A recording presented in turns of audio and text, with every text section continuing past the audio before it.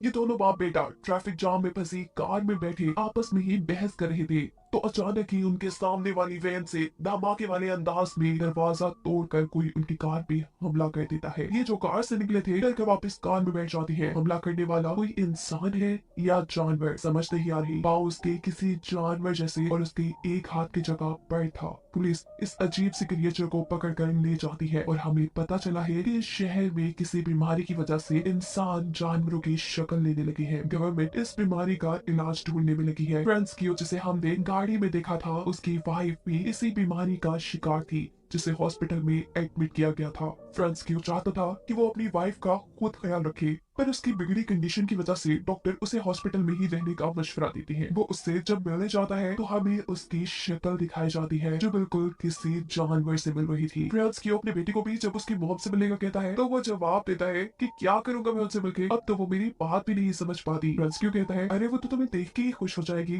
तुम जाओ तो सही। फ्रेंड्स क्यू जिस होटल में काम करता है वहाँ के लोगों ने उसे बताया है कि पास में ही एक नया हॉस्पिटल कंक्रीट से बनाया गया है जो कि ज्यादा मजबूत है, क्योंकि वहाँ जानवर बने इंसानों को रखा जाएगा। रात होने पर अब सभी बीमार लोगों को उस हॉस्पिटल में शिफ्ट किया जा रहा था, पर गड़बड़ी की वजह से बस पानी में गिर जाती है। बहुत से ऐसे जानवर बने इंसान मारे जाते हैं और बहुत से गुम हो जाते हैं। रात में फ्रेंड्स क्यू का बेटा भी अपने घर की विंडो में ऐसे ही एक इंसान को देखकर डर जाता है, पर दोबारा देखने पे वहाँ कोई नहीं था। उसे लगता है कि ये उसका वहम है। फ्रेंड्स क्यू को जैसे ही इस एक्सीडेंट का पता चलता है तो वो अपनी वाइफ का पता चलाने के लिए एक्सीडेंट वाली जगह पे जाता है, और अजीब बात पुलिस ऑफिसर से उसे ये पता चलती है कि उसकी वाइफ ना मरे हुए लोगों में थी और ना ही जिंदा लोगों में, वो कहीं गुम हो गई थी। सीन कट होकर हमें फ्रेंड्स क्यू के बेटे को स्कूल में बच्चों के साथ टग ऑफ वॉर खेलते दिखाया जाता है, जिस अकेले ने ही अपनी हारती टीम को कुछ ही मिनट्स में जिता दिया था। यानी उसके अंदर बहुत ताकत आ गई थी, कैसे ये उसे भी नहीं मालूम था। इस सब में उसका नील भी टूट चुका था, इसलिए जब वो घर जा रहा होता है तो उसकी दोस्त उसे रोककर उसे फ्राइडे को होने वाली पार्टी के बारे में पूछती है जिसमें वो किसी वजह से नहीं जाना चाहता था। घर आकर वो नोटिस करता है कि उसकी रीढ़ की हड्डी बाहर निकल रही है। वो डर जाता है कि कहीं वो भी जानवर तो नहीं बन रहा।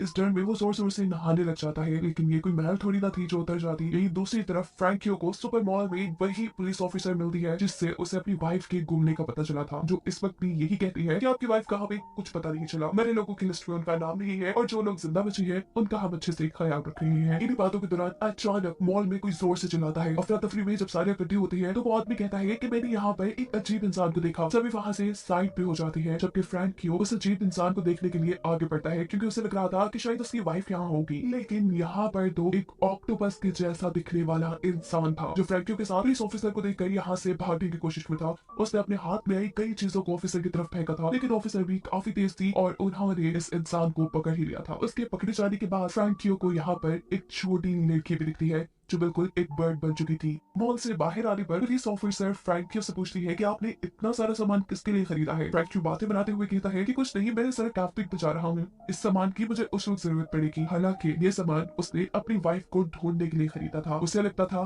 कि उस एक्सीडेंट के बाद उसकी वाइफ जंगल में खो गई है। उसने तो अपने और अपने बेटे के कपड़े भी जंगल में जगह जगह लटका दिए थे, क्योंकि अब उसकी वाइफ की सूंघने की सेंस बहुत ज्यादा तेज हो चुकी थी। उसे लगता था कि इन कपड़ों को सूंघ सूंघ कर उसकी वाइफ उस तक पहुंच जाएगी। अब क्योंकि गवर्नमेंट का ऑर्डर है कि ये लोग ऐसे बीमार इंसानों को घर पर नहीं रख सकते, पर फ्रैंकियो यही काम करना चाहता था। वो अपनी वाइफ की देखभाल खुद करना चाहता था और ऐसे में उसे सारे सामान की जरूरत पड़ती। घर आने पर वो अपने बेटे से कहता है कि आज मॉल में 2 जानवर बने इंसानों को देखा गया है और काफी सारे ऐसे इंसान हैं जो उस एक्सीडेंट के बाद गुम हो चुके हैं, और मुझे लगता है कि तुम्हारी मॉम भी गुमी हुई है। तुम फिक्र ना करो, हम फ्राइडे को जाकर जंगल में उन्हें ढूंढ लाएंगे।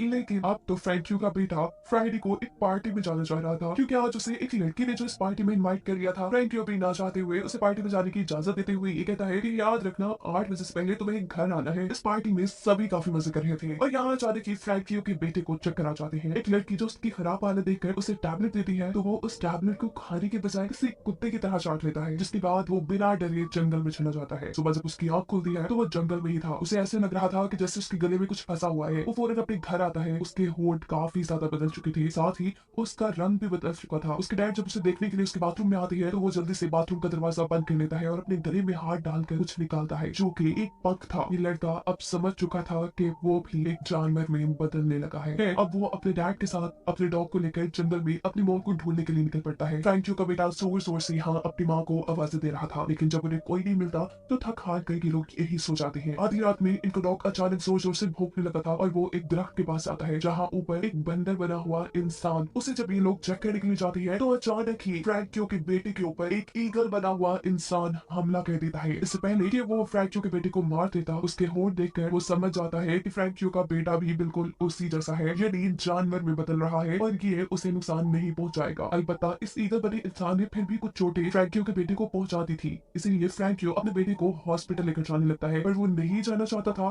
क्योंकि वहां जाकर सबको उसकी सच्चाई पता चल जाती कि वो एक एनिमल में बदल रहा है। लेकिन रास्ते में मिल जाती है पुलिस ऑफिसर जो फ्रैंकी से पूछती है कि आपके बेटे को कोई प्रॉब्लम है क्या। फ्रैंकी कहता है नहीं, बस इसे कुत्ते ने काट लिया है। पुलिस ऑफिसर कहती है जो भी है हॉस्पिटल तो जाना ही पड़ेगा। वो इन दोनों को लेकर हॉस्पिटल आती है। आर्मी के डॉक्टर्स यहाँ उसकी पट्टी कर देते हैं और पुलिस ऑफिसर फ्रैंकी को बताती है कि गवर्नमेंट ने अब इस सारे हालात को कंट्रोल करने के लिए यहाँ आर्मी बुला ली है। खैर फ्रैंकी अपने बेटे को लेकर घर चला जाता है और घर जाने पर उसका बेटा अजीब तरीके से अपनी पट्टी उतार कर अपनी टांगे खोलकर अपनी चोट को चाटने लग जाता है। वो जाने पर भी उसकी लैब में जब चूहे बोलते हैं तो वो जोर से चीख मारकर उन सभी चूहों को चुप करा देता है, ऐसे जैसे वो चूहे उसकी बात समझ रही हूँ। जिसके बाद फ्रैंकियो का बेटा वहाँ से बाहर नदी की तरफ चला जाता है। वो नदी से एक कच्ची मछली पकड़कर खा चुका था और ये सब एक औरत ने भी देख लिया था। इससे पहले कि वो औरत उसे कुछ करती, वहाँ से वो भाग जाता है। जंगल में दोबारा उसे वो ईगल बना इंसान मिलता है जो उड़ने की कोशिश कर रहा था और काफी हद तक कामयाब भी हो चुका था। वो यहाँ अपनी पकड़ी हुई कच्ची मछली उसे देता है, उससे कुछ बातें करता है और ये ईगल बना इंसान उसे बताता है कि मैं बर्ड में चेंज हो रहा हूँ, मैं उड़ना चाहता हूँ लेकिन बार बार गिर जाता हूँ और ऐसे मुझे बहुत चोट लगती है। क्या तुम्हें कोई ऐसी जगह पता है जहाँ पर मैं आसानी से उड़ना सीख सकूं? लड़का कहता है हाँ क्यों नहीं। वो उसे एक तालाब के पास लेकर जाता है। तालाब में से ऊटपटांग की लकड़ियों को साइड पे करके वो उसे कहता है कि तुम यहाँ आजादी से उड़ सकते हो और अगर नीचे गिरे भी तो पानी नहीं गिरोगे, तुम्हें चोट नहीं लगेगी। यहाँ फ्रैंकियो के रेस्टोरेंट में अचानक ही एक जानवर बना इंसान हमला कर देता है, वो भी फ्रैंकियो के ऊपर ही। फ्रैंकियो नोटिस करता है कि वहाँ एक और भी जानवर बना इंसान था जो इस बड़े जानवर को देखकर वहाँ से डर कर भागा था। शायद वो फ्रैंकियो की वाइफ हो सकती थी। वो यहाँ यही सोच रहा था जबकि उसके ऊपर जिस जानवर ने हमला किया हुआ था वो जोर जोर से चिल्ला रहा था। इससे पहले कि इस होटल में बैठे हुए सभी कस्टमर डर जाते, यहाँ की ऑर्डर इस जानवर को गुस्से में आकर कहती है चुप हो जाओ। हैरानकुन तौर पर उस जानवर ने ऑर्डर की बात सुन ली थी। इस जानवर के पाँव में जंजीरें थी जिसकी वजह से वो वापस जंगल में नहीं भाग पाता और कस्टमर वाली साइड पे चला जाता है और थोड़ी देर में पुलिस आकर इस जानवर को पकड़ लेती है। फ्रैंकियो भी ऑफिसर के साथ जंगल के अंदर दूसरे बड़े जानवर को ढूंढने के लिए गया था पर वहाँ उन्हें कोई नहीं मिलता,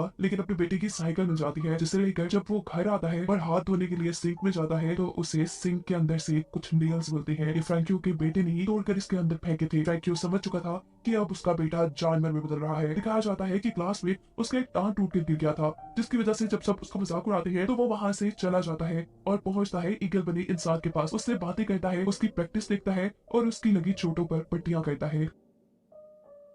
हराने पर अब उसके डैड उसे कहते हैं मुझे अपने हाथ तो दिखाओ। फ्रैंकियो का बेटा उसे अपने हाथ जब नहीं दिखाता तो अब उसे ये कंफर्म हो चुका था कि उसका बेटा एनिमल बन रहा है। फ्रैंकियो का बेटा भी इसलिए वहां से भागता है लेकिन फ्रैंकियो उसे पकड़ लेता है। वो अपने डैड से कह रहा था प्लीज डैड मुझे छोड़ दे, मुझे ना पकड़े। पर उसके डैड कहते हैं नहीं, मैं जानता हूँ तुम्हारे साथ क्या हो रहा है, तुम जानवर में बदल रही हो, तुम जैसे भी बन जाओ रहोगे तो मेरे बेटे ही ना। बस मुझे बताओ कि तुम्हारे अंदर क्या चेंजेस आ रही है ताकि मैं पता चला सकूं कि तुम कौन से जानवर में बदल रही हो। फ्रैंकियो का बेटा बताता है कि मुझे अब दूर दूर की आवाजें भी बहुत क्लियर सुनाई देती है और वो मेरे अजीब नाखूनों का आना। फ्रैंकियो पूछता है कि क्या तुम्हारे दोस्तों को ये बात पता है, जिस पर वो जवाब देता है कि नहीं, किसी को भी नहीं पता। वो अब अपने डैड की फ्रैंकियो से पूछ रहा था क्या आप भी मुझे मॉम की तरह जंजीरों से बात कर रखेंगे। उसके डैड कुछ देर के लिए खामोश हो जाते हैं और फिर बोलते हैं अभी तो नहीं लेकिन आगे वक्त का पता नहीं है। अगले दिन फ्रैंकियो के रेस्टोरेंट में एक पार्टी थी। जब फ्रैंकियो का बेटा वहां आता है तो उसके नाखून काफी ज्यादा बड़े हुए थे। उसके डैड उसे डांटते हैं और कहते हैं कि तुमने ये नाखून क्यों नहीं काटी। अपने डैड का डांटना उसे इतना बुरा लगा था कि उसने अपने डैड को ही हमला करके जख्मी कर दिया था। लेकिन असल में फ्रैंकियो तो उसे लोगों की नजरों से बचाना चाह रहा था। वो भी उसकी गर्दन पर कैंची रखकर उसे धमकी देता है नेल्स काटने की। और नेल्स काटने के बाद हम देखते हैं कि फ्रैंकियो का बेटा अब अपनी दोस्त से मिल रहा था। ये दोनों काफी करीब आते हैं। इस वक्त पर वो लड़की फ्रैंकियो के बेटे की रीढ़ की हड्डी को टच करती है और उससे कहती है कि मैं सब जानती हूँ तुम्हारे अंदर जो चेंजेस आ रहे हैं लेकिन मुझे इससे फर्क नहीं पड़ता। यहाँ दूसरी तरफ इनकी क्लास फेलो को भी फ्रैंकियो के बेटे की सच्चाई पता चल चुकी थी। वो अब एक अजीब डिवाइस लेकर फ्रैंकियो के बेटे के सामने आता है जिसकी आवाज इंसानों को तो कुछ नहीं कहती पर जानवर उससे बहुत ज्यादा तंग हो जाते हैं। ये लड़का फ्रैंकियो के बेटे को बहुत तंग करता है और कहता है मैं तो तुम्हारी सच्चाई काफी अरसे से जानता हूँ। फ्रैंकियो के बेटे से रहा नहीं जाता और वो गुस्से में एक जोरदार थप्पड़ उस लड़के के मुंह पे मार देता है। ऐसे ही उसके गाल पे निशान पड़ गए थे। इन सारी चीजों की वजह से सिचुएशन भी बिगड़ चुकी थी। पुलिस और आर्मी अब जंगल के अंदर उसे ढूंढने में लगे थे और यहाँ पर उसकी मदद करता है वही ईगल बना इंसान जिसकी उड़ने में उसने मदद की थी। वो उड़ाते हुए को यहाँ से एक जंगल में ले जाता है। पुलिस और आर्मी भी वहाँ पहुंचते हैं। फ्रैंकियो का बेटा अब यहाँ पानी से होते हुए नदी के दूसरी तरफ चला गया था, लेकिन कार्स तो पानी में नहीं चल सकती थी, इसीलिए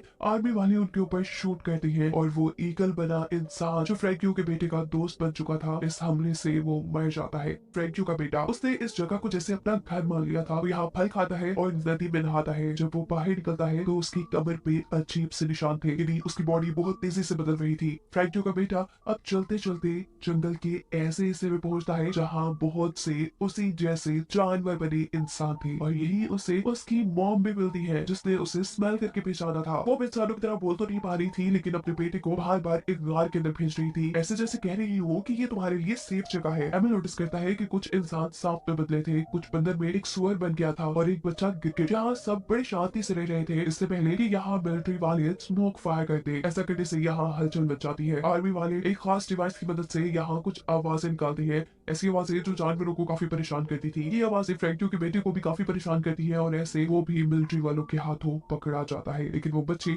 जो गिरगिट बनी थी वो पेड़ के ऊपर अपने आप को छुपाकर इनसे बच जाती है। पुलिस अब फ्रैंकियो के बेटे को लेकर शहर में आ चुकी थी, जहाँ पर उसके डैड पुलिस वालों से मिलते हैं और उन्हें कहते हैं कि ये मेरा ही बेटा है जो रात में वैसे ही जंगल में चला गया था। फ्रैंकियो का बेटा क्योंकि अभी तक इंसानों की तरह दिख रहा था, इसीलिए पुलिस वालों को शक नहीं होता। वो उसे एक पेपर देते हैं साइन करने के लिए। फ्रैंकियो का बेटा जब उसके ऊपर साइन नहीं कर पाता तो गुस्से में वो रहता है और ऐसे पुलिस वालों को शक हो जाता है कि वो एक एनिमल में ट्रांसफॉर्म हो रहा है। वो उसे पकड़ने ही वाले थे, लेकिन यहाँ फ्रैंकियो पुलिस वालों को मारकर खुद उनके दिए पेपर पर साइन कर अपने बेटे को यहाँ से ले जाती है। जबकि वो ऑफिसर जिन्होंने मूवी के शुरू से ही फ्रैंकियो की मदद की थी, उन्हें अब पता लगता है कि कुछ तो गड़बड़ है, इसीलिए मिलिट्री अब उनका पीछा करने लग जाती है, जिसे देखकर फ्रैंकियो का बेटा घबरा जाता है और वो अपने डैड से पूछता है कि अगर इन लोगों ने पकड़कर मुझे हेल्थ सेंटर में बंद कर दिया तो क्या आप मेरे से मिलने आएंगे। फ्रैंकियो कहता है ऐसा हो ही नहीं सकता कि ये तुम्हें पकड़ पाए, मैं हूं ना तुम्हारे साथ। यहाँ फ्रैंकियो का बेटा उसे ये भी बताता है कि मैंने जंगल में मॉब को देखा। फ्रैंकियो को भी ये सुनकर अच्छा लगता है। वो तेजी से अब अपनी गाड़ी को जंगल के बिल्कुल दरमियान में छोड़ देता है और अपने बेटे से कहता है जाओ तुम इस जंगल में आजाद रहना, तुम यही खुश रहोगे। बिना वक्त आया कि फ्रैंकियो का बेटा वहां से भाग चुका था। फ्रैंकियो की आंखों में आंसू थे, खुशी के आंसू, क्योंकि उसने अपने बेटे को उनके ऊपर होने वाले गवर्नमेंट के टॉर्चर से बचा लिया था। और इसी सब के साथ ये कहानी यहाँ खत्म हो जाती है।